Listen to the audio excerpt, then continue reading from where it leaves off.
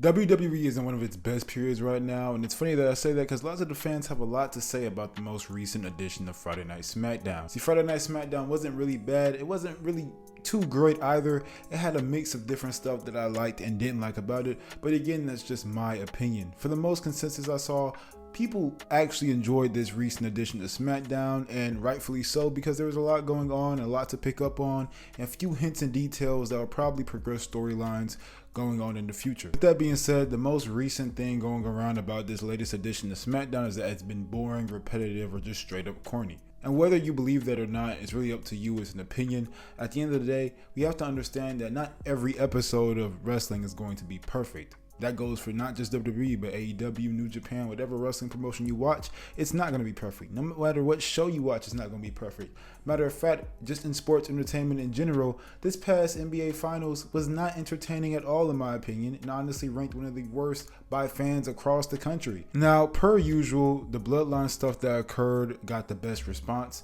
However, when it comes to either the state of Cody Rhodes' reign or even the state of Nia Jax's reign or even what they're doing with Austin Theory and Grayson Waller, I've heard a lot of criticism involving those three specifically. I understand that at times, it gets frustrating knowing that Triple H, who is the current booker of the main roster, likes to play the long game. He likes to wait and sit it out and let these storylines marinate and let us get invested to them first before he pulls the trigger on something. And I can get that can be frustrating at times, but again, we'd much rather have a storyline that's well thought out, well built upon, rather than something that feels rushed and like they jump straight to the conclusion that we wanted to get, but not in the way that we got it. Because again, if that happened, we would also be complaining as well. The whole point of this video is to give you guys a new perspective, try to make y'all understand that, hey, not every single episode is going to be perfect, and it's a lot easier for us to criticize after we watch a 2-3 hour show and critique the ending results versus actually booking an event ourselves and having us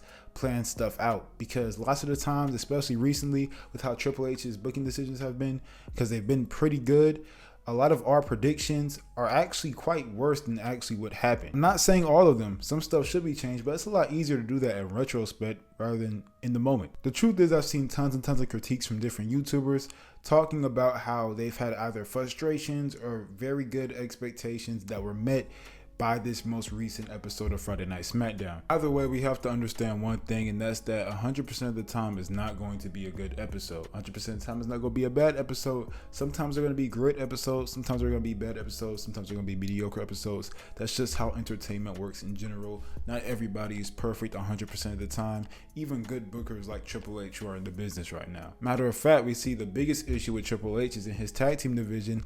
Right now, in my opinion, there isn't even a good women or men's tag team right now who I think could bring prestige to the title, besides like the Street Profits, or if you're considering groups like the Bloodline or Karrion Kross's group, things of that nature. But there's no like single two tag teams right now that I see besides the Street Profits and maybe Bianca Belair and Jade Cargill that could bring prestige to the title outside of it. That could be tag team megastars. And that's something that's very ironic because Triple H was a part of debatably the most iconic tag team of all time in DX.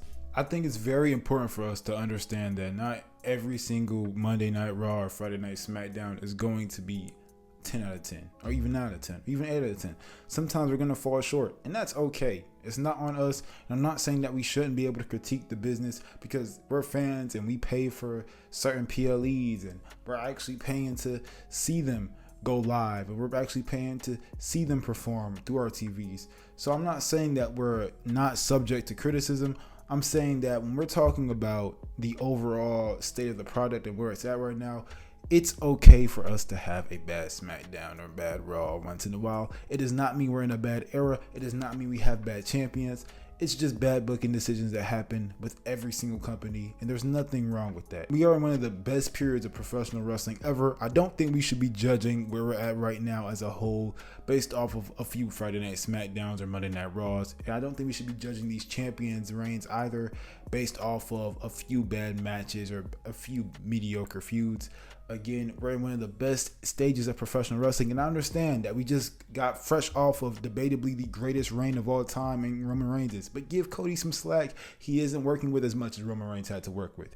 He doesn't have his family that is deep into the business all around him. and being able to elevate him and his storyline and his championship. He doesn't have that. What he has is what he has on SmackDown.